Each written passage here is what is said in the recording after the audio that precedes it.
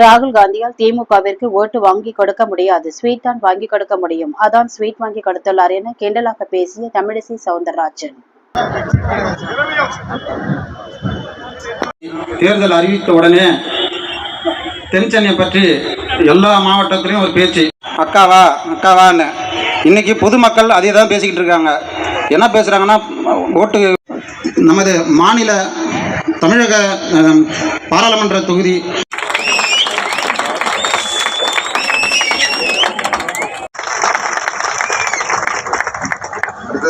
நமது பாராளுமன்ற தொகுதி பொறுப்பாளர் அண்ணன் கருணாகராஜன் அவர்களும் அவர்களுக்கு துணையாக இருக்கும் தென் சென்னை சோழிங்கநல்லூர் தொகுதி 3 தொகுதிக்கு சமம் என்று எங்களுக்கு தெரியும்.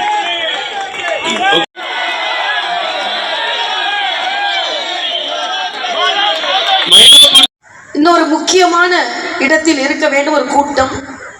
ஆனால் இந்த கூட்டத்தில் வேனில் ஏறக்குறைய 2.5 மணி நேரம் இந்த சுட்டெரிக்கும் எவ்வளவு நேரம் உறங்குகிறார்கள் என்று தெரியாது, உண்கிறார்களா என்று கூட தெரியாது. ஆனால் வெற்றி பெற்றே ஆக வேண்டும் என்று வெறித்தனத்தோடு அலைந்து கொண்டிருக்கிறார்கள். அவர்களுக்கும் நான் எனது வணக்கத்தை தெரிவித்துக் கொள்கிறேன். அதே மாதிரி எல்லோரும் கோர் கமிட்டியில் உள்ளவர்கள் எல்லோரும் இருக்கிறார்கள். அண்ணன் கராத்தே தியாகராஜன் அவர்கள் இணை பொறுப்பாளர்கள் தனியாக அவரை சொல்ல வேண்டும் என்பதற்காகத்தான். கராத்தேனாலே பலம் பொருந்தியவர் என்றுதான் அர்த்தம். ஆக சாதாரண நமக்கு அனுமதி வாங்குவதில் இருந்து கூட எனக்கு பக்க பலமாக இருப்பதில் இருந்து, இன்னும் சொல்ல போனால் அண்ணன் கராத்தே அவர்களை பற்றி சொல்ல வேண்டும் என்றால், இங்கே உள்ள பல தலைவர்களுக்கு நான் பாரதிய ஜனதா கட்சியில் சேர்ந்த பின்புதான் அறிமுகம். ஆனால் கராத்தே அவர்களுக்கு நான் சின்ன பெண்ணாக இருந்த காலத்தில் இருந்து அறிமுகம்.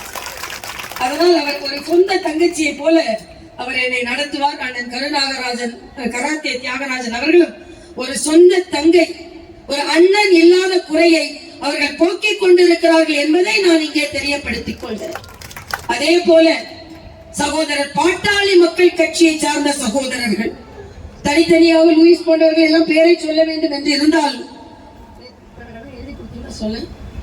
அதே மாதிரி அண்ணன் தம்பி ராமதாஸ் அவர்களின் அன்பு தம்பிகள், பெரியவர் ராமதாஸ் அவர்களின் அன்பு தம்பிகள் ஓடி ஓடி உழைத்துக் கொண்டிருக்கிறார்கள். அவர்களுக்கு எனது வணக்கத்தை நான் தெரிவித்துக் கொள்கிறேன். அதே போல தமாக, அதுவும் அப்படித்தான், தமாக கட்சியும் அப்படித்தான். மரியாதைக்குரிய ஐயா மூப்பனார் அவர்கள் நான் சிறு வயதிலிருந்து பார்த்து வளர்ந்த தலைவர். சகோதரர் வாசன் அவர்கள் நானும் ஏறக்குறைய ஒன்றாக வளர்ந்தவர்கள் என்றே சொல்லலாம். அவர்கள் கட்சியை சார்ந்த சகோதரர்கள்.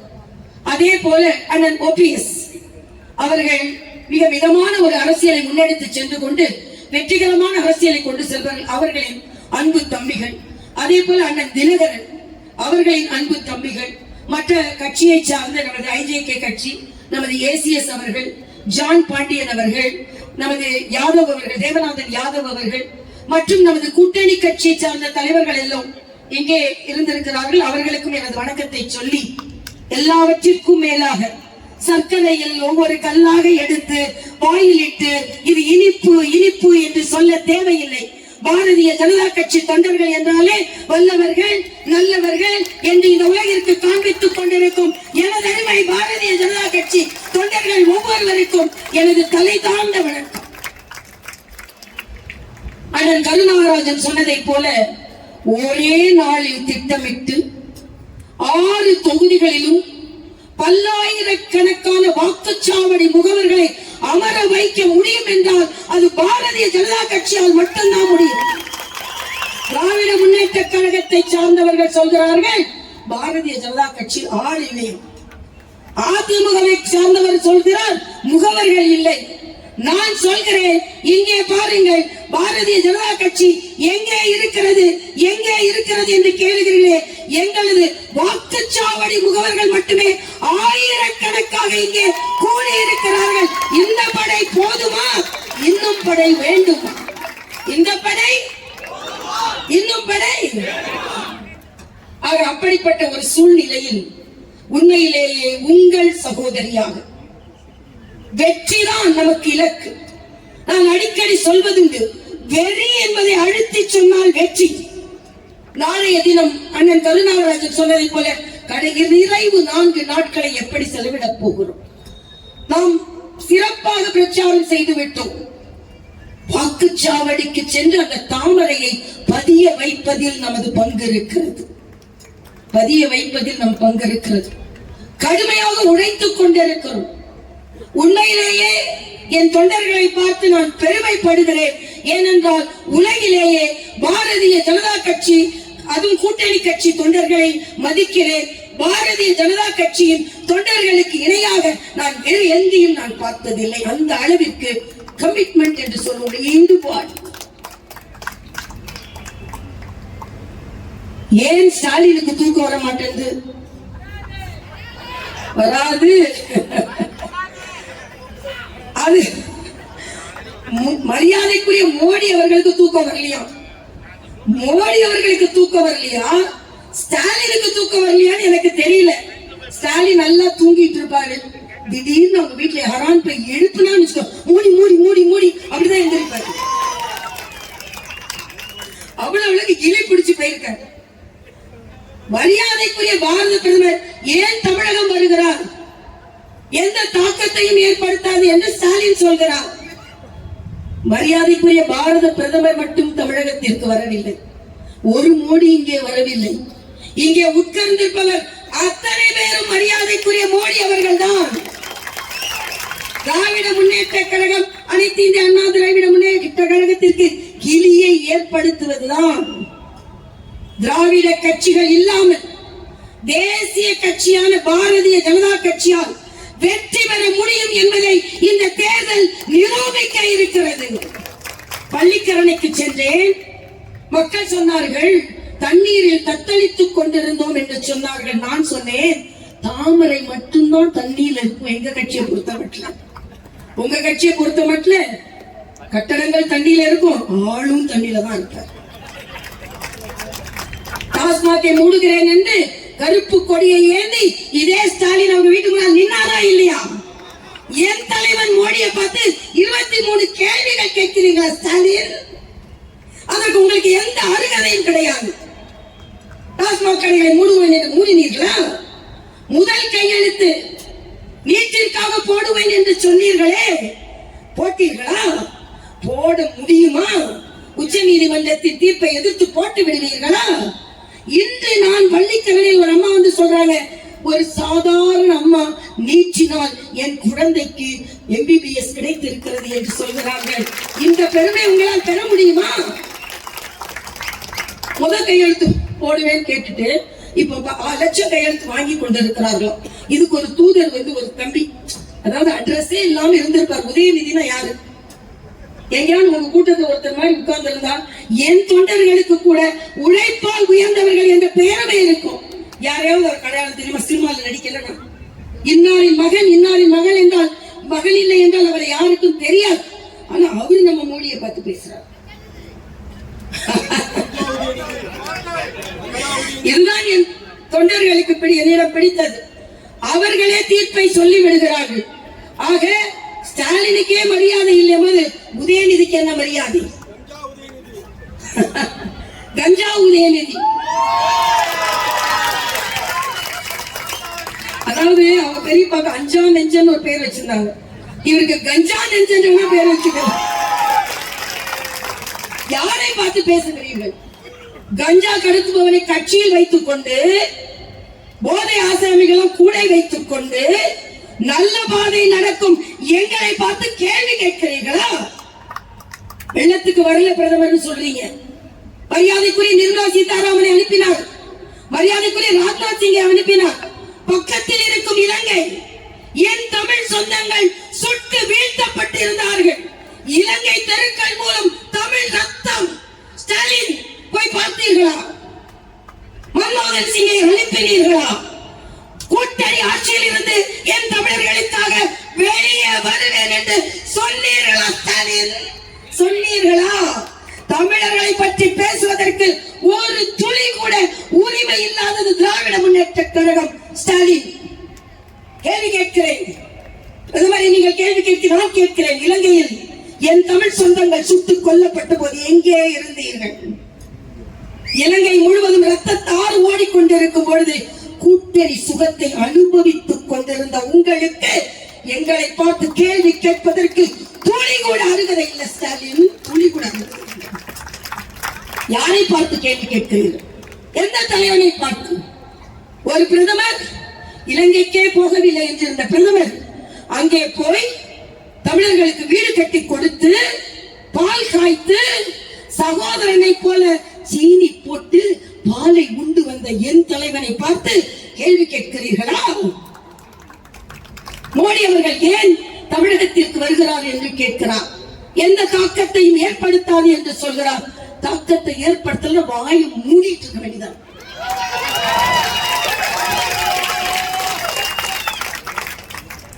தாக்கத்தை ஏற்படுத்த சும்மா வாயை விட்டு இருக்க வேண்டியதானே. மோடி வந்தா தாக்கத்தை ஏற்படுத்தாது. மோடி வந்து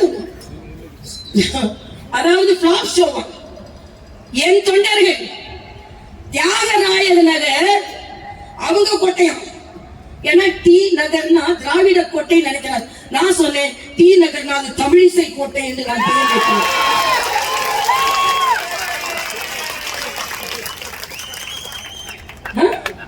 அவ்வளவு கூட்டம் வந்தாங்க. பிளாப் ஷோவா.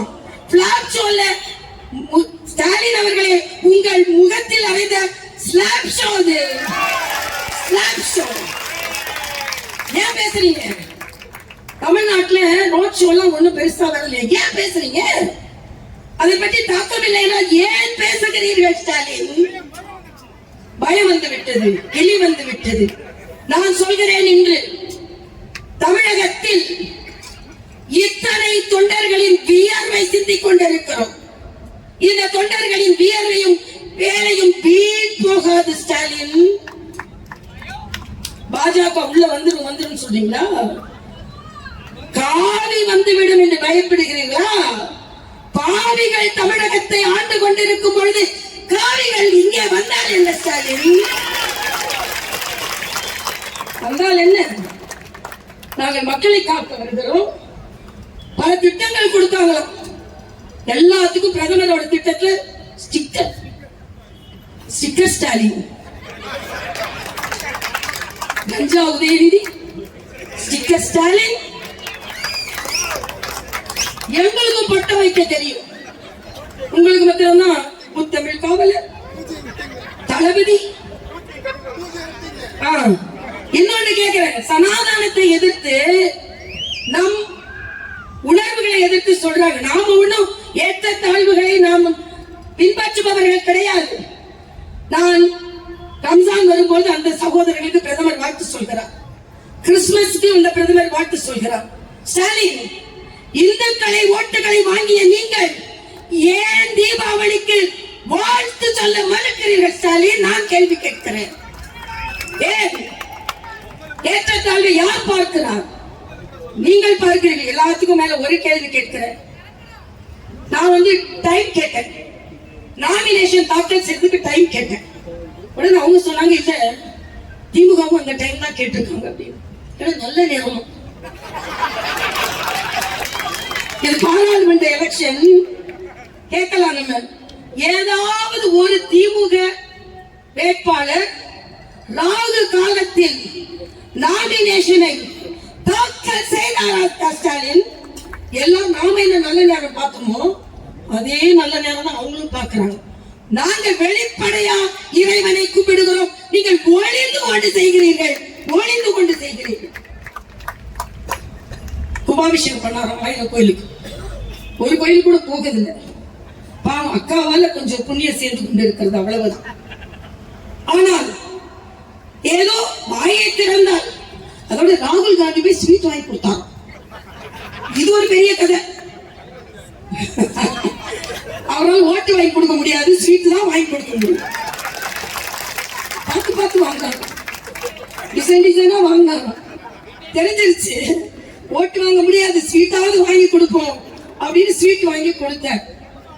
ஆக எல்லாவற்றையும் நீங்கள் பார்க்கும் பொழுது நிச்சயமாக எந்த பிரச்சனை இருந்தாலும் மரியாதைக்குரிய பாரத பிரதமரின் திட்டம் ஒவ்வொரு வீடு வீடாக சென்றிருக்கிறது.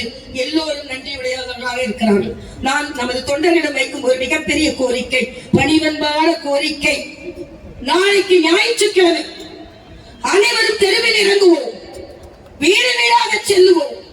தொடர்ந்து 3 நாட்கள் எவ்வளவு வீடுகளுக்கு நாம் நோட்டீஸ் கொடுக்க முடியுமோ அவ்வளவு வீடுகளை நாம் இல்லம் தோறும் சென்று உள்ளம் தோறும் தாமரையை மலர வைப்போம். என் வாக்குச்சாவடி வெற்றி பெறும் வாக்குச்சாவடி என்ற பெருமையை பெறுவோம்.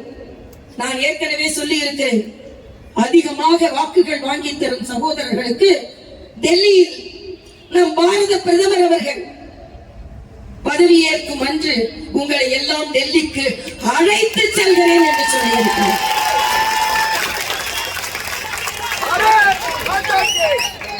எல்லாரும் பெருமையாக சென்று அமர்வோம்.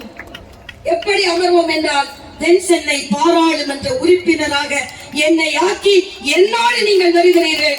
தென் சென்னை பாராளுமன்றத்தை மோடி அவர்களிடம் சமர்ப்பிப்பதற்கு நாம் எல்லாம் சேர்ந்து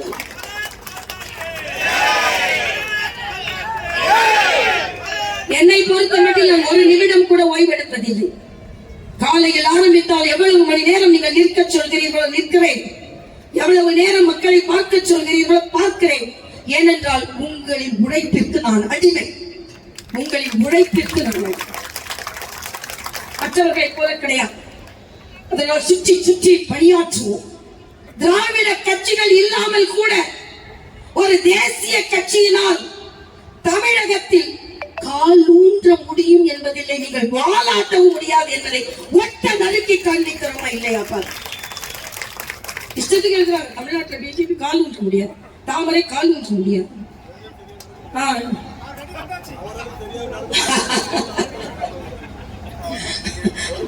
அதெல்லாம் நம்ம சொல்ல வேண்டாம்.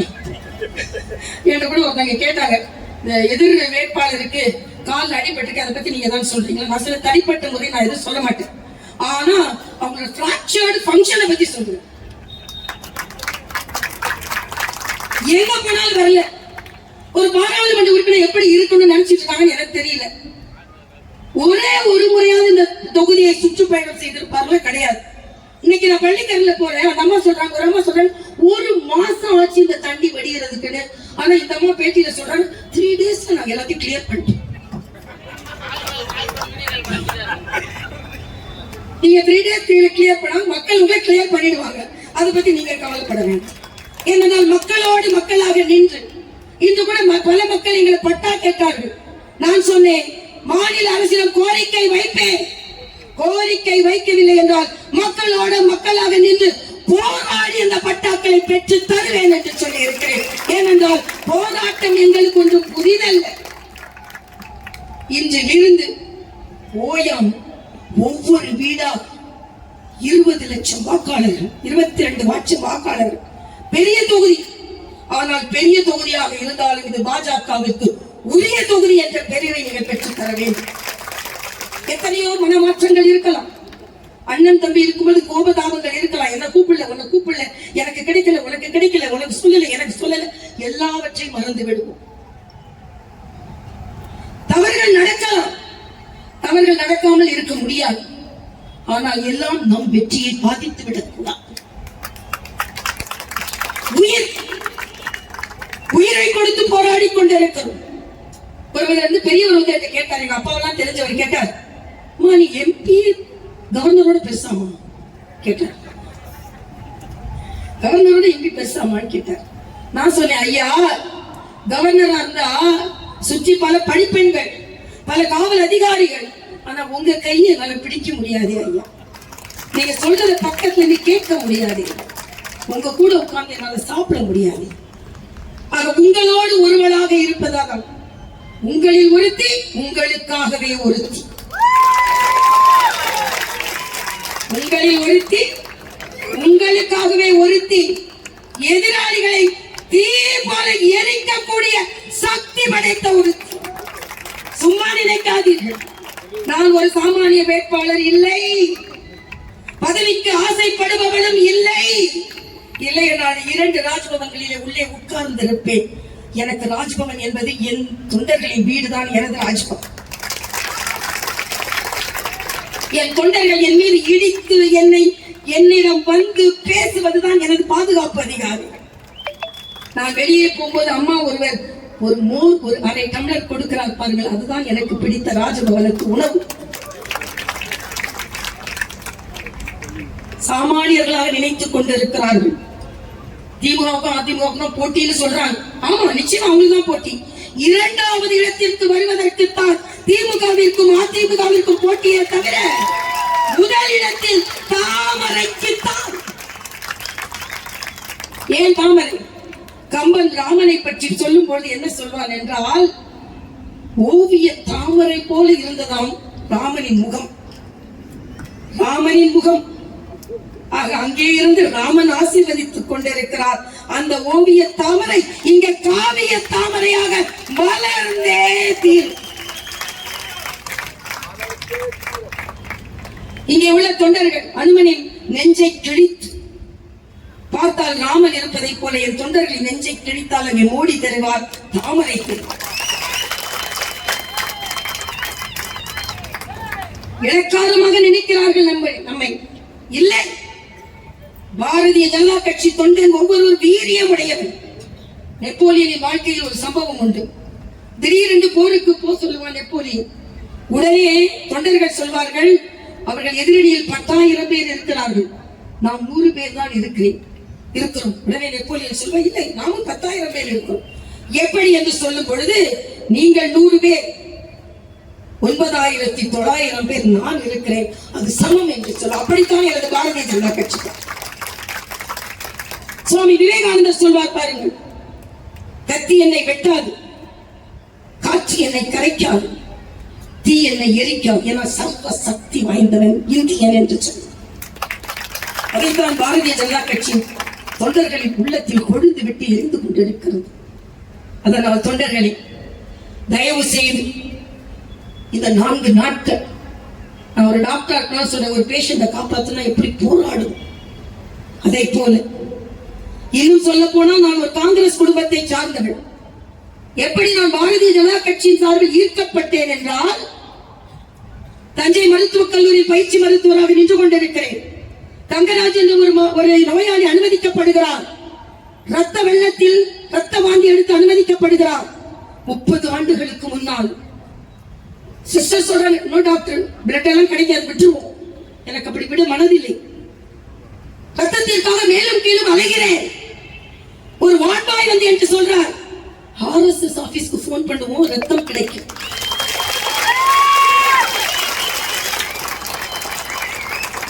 அப்ப செல்போன் கிடையாது, தொலைபேசியில் தொடர்பு கொள்கிறேன், ட்ரங்க் கால் போடுகிறேன்.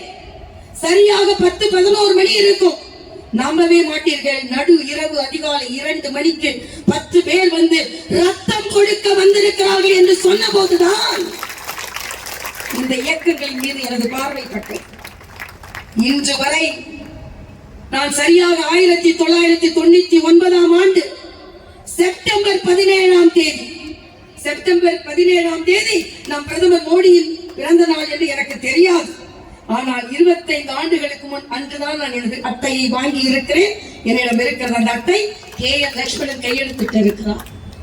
இந்த 2024 செப்டம்பர் 17 வந்ததென்றால் உங்கள் சகோதரி பாரதிய ஜனதா கட்சியில் இணைந்து 25 ஆண்டுகள் முழுமை அடைகிறது. அதற்கு நீங்கள் எவ்வளவோ தோல்விகள். என் வாழ்க்கை சுமூகமாக இருந்தது இல்லை. என் தந்தையின் தோளில் நான் ஏறி பயணம் செய்ய விரும்பவில்லை. நானே எனது பாதையை அமைத்துக் கொண்டேன். அமைத்த பாதை நல்ல பாதை. என் பாரதிய ஜனதா கட்சியின் இயக்கத்தை நான் மதிக்கிறேன். எல்லோரும் என்னிடம் கேட்கிறார்கள், ஏன் இப்பொழுது கவர்னர் பதவி விட்டு வந்தீர்கள்? 2 காரணங்கள்.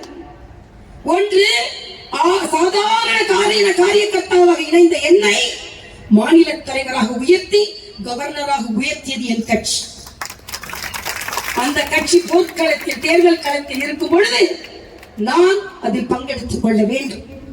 இன்னொன்று, எனக்கு மக்கள் மீது இருக்கும் தனியாத ஆசை, ஆர்வம். தேர்தல் அறிக்கை நாளை மறுதினம் வெளியிட இருக்கிறேன். எல்லா மக்களுக்காகத்தான்.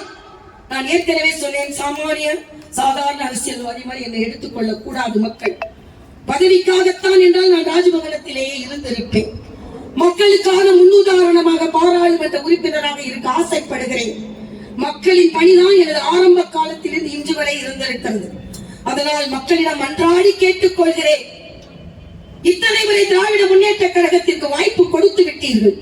இடையிடையே அனைத்து இந்திய அண்ணா திராவிட முன்னேற்ற கழகத்திற்கு வாய்ப்பு கொடுத்து விட்டீர்கள். எனக்கு அரசியலுக்கு வந்துதான் பெற வேண்டும் என்று எதுவுமே இல்லை. உங்கள் அன்பை தவிர, உங்கள் பாசத்தை தவிர. நான் படித்த படிப்பும் பிறந்த பிறப்பும் என்னை எவ்வளவோ உயர்த்தி வைத்திருக்கிறது. எதுவும் எனக்கு எதிர்பார்ப்பு கிடையாது. ஆனால் அதையெல்லாம் விட்டுவிட்டு இந்த தெருக்களில் அலைந்து உங்கள் அன்பிற்காக ஏங்கிக் கொண்டிருக்கிறேன். வாக்குகள் எனக்காக நான் கேட்கவில்லை, உங்களுக்காக கேட்கிறேன். உங்களுக்கு ஒரு பாராளுமன்ற உறுப்பினர் கூப்பிட்ட குரலுக்கு ஓடோடி ஒரு பாராளுமன்ற இருக்க ஆசைப்படுகிறேன்.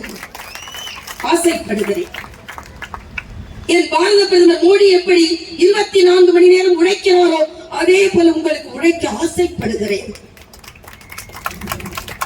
அந்த ஆசையை நிறைவேற்றி தர வேண்டும் என்று பணிவன்புடன் கேட்டுக்கொள்கிறேன். தென்சென்னை பாராளுமன்ற மக்கள்,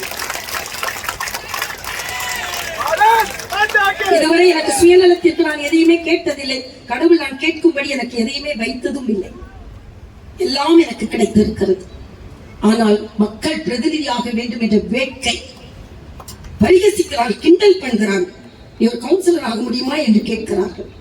கவுன்சிலர்ல எம்பியாக ஆக்கி அந்த எம்பி பதவியை மரியாதைக்குரிய மோடி அவர்களிடம் சென்று சமர்ப்பிக்க வேண்டும் என்று ஆசைப்படுகிறேன். ஏனென்றால் கட்சி உடனே 2 கவர்னர்களை மாற்றி உடனே அதற்கு மாற்றி ஏற்பாடு செய்து எனக்காக உங்களுக்காக அதை செய்திருக்கிறார்கள்.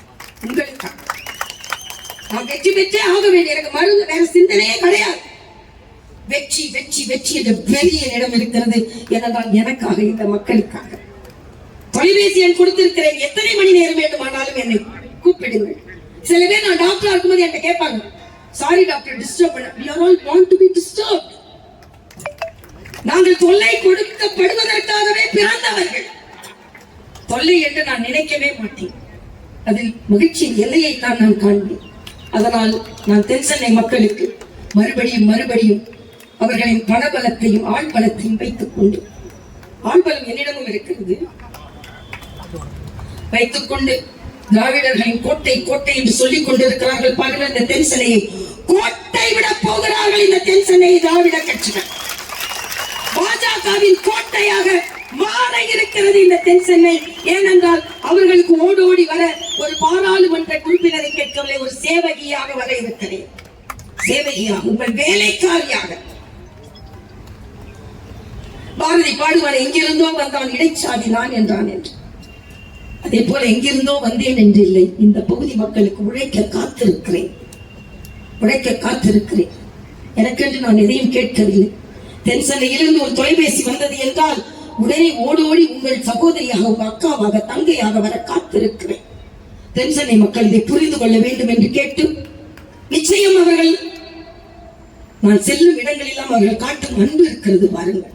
மாடியில் இருந்து அவர்கள் காட்டும் கைகள் இருக்கிறது பாருங்கள். உண்மையிலேயே நான் நினைக்கவே இல்லை இந்த அன்பு பாசம் ஓட்டாக மாறி நிச்சயமாக தென்சென்னையில் தாமரை மலர்ந்தே தீரும். அதே போல தமிழகம் எங்கும் தாமரை மலர்ந்தே தீரும். சூரியன் உதிக்கிறதோ இல்லையோ, இலைகள் துளிர்க்கிறதோ இல்லையோ, கைகள் உயர்கிறதோ இல்லையோ, தாமரை மலர்ந்தே தீரும். தாமரை மலர்ந்தே தீரும். தாமரை மலர்ந்தே தீரும். தமிழகத்திலும் தாமரை மலரும். பாரத தேசம் முழுவதும் தாமரை மலரும். தென் சென்னையிலும் தாமரை மலர்ந்தே தீரும்.